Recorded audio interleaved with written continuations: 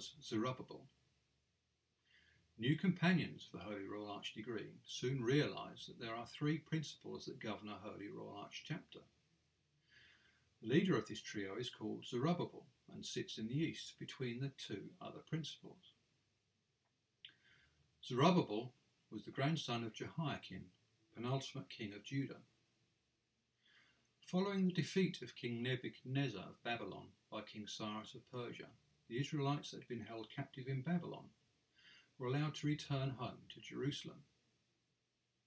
Zerubbabel was appointed governor of Judah by King Darius I, who came after King Cyrus, though it was Cyrus who conceived of the idea and led the first group of returning Israelites, numbering over 42,000, on this long journey described in the book of Ezra.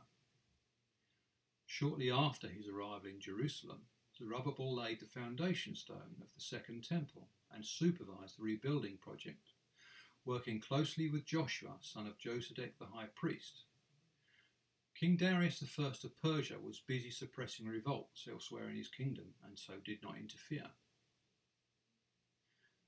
Zerubbabel's father was Pedaiah and his grandfather was Jehoiakim, king of Judah, who had been defeated and dethroned by King Nebuchadnezzar of Babylon.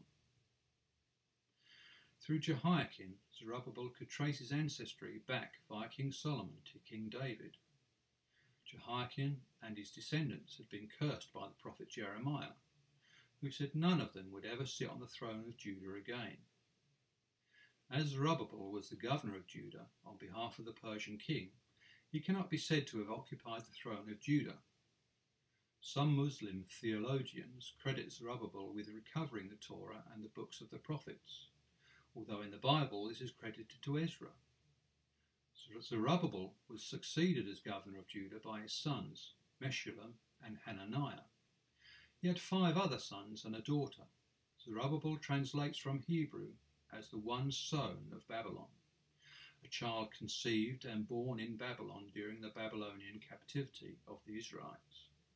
However, it could also be derived from the Assyrian Babylonian Zerubbabel, meaning seed of Babylon, a child conceived in Babylon.